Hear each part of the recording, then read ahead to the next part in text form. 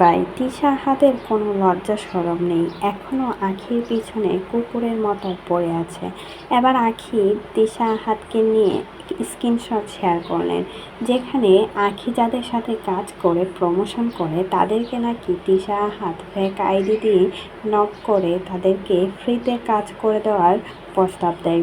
আর সেখানে আখিকে টাকা দিয়ে যারা কাজ করায় তাদের কাছ থেকে কাজ নিতে চায় তিশা হাত, কারণ এতটাই কাজের অভাব পড়েছে যাতে করে আখির কাজ বন্ধ করে তাদের কাজ করতে হবে।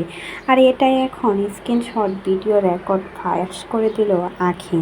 আখি বলল, কোনো সতীনেরা আমার কাজ কেড়ে নেওয়ার জন্য উঠে পড়ে লেগেছে, তারা নাকি ফ্রিতে কাজ করে দেবে।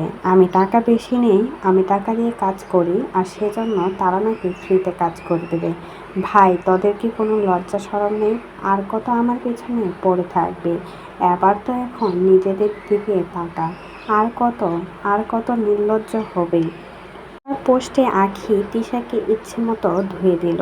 তিশা সবসময় আখির পিছনে নাকি পড়ে থাকে, আখি যা করে তারও নাকি তাই করতে ইচ্ছে করে। আখির পেছনে পড়ে থাকা নাকি তিশার একটা পেশা হয়ে গেছে। তাই তো আখির কাজ কেড়ে নেওয়ার জন্য তিশা সবসময় যাদের সাথে কাজ করে আখি তাদেরকে নখ দিয়ে বেড়ায়, তাদের কাছ থেকে কাজ চায়।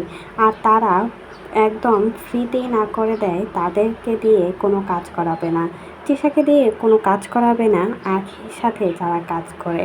এতেই বোঝা যাচ্ছে তিশা যে কত পরিমাণে শয়তান। এখনও আখির পিছনে পড়ে আছে, এখনও আখির সাথে লেগে আছে। ভাই 200 দিনের ঝগড়া অনলাইন থেকে কখনোই থামবে না। তারা কিন্তু একের পর এক রূপ নিয়ে একজন আরেকজনকে খোঁচা মারবে। আর এখন তিশাও শুরু করবে। তিশা কখনোই নাকি আখির পেছনে পড়ে থাকে না। আখির এই স্ট্যাটাস দেখার পর তিশার মনে আগুন জ্বলে গেছে, কারণ আখি তাদেরকে উদ্দেশ্য করে এই স্ট্যাটাসটা দিয়েছে, আর কেউ কিন্তু এই কাজটা করবে না। তো এই বিষয়ে কোনো মতামত থাকলে সেটা অবশ্যই আমাদের কমেন্ট বক্সে কমেন্টে জানাতে অবশ্যই কিন্তু মতামত ভুলবেন না।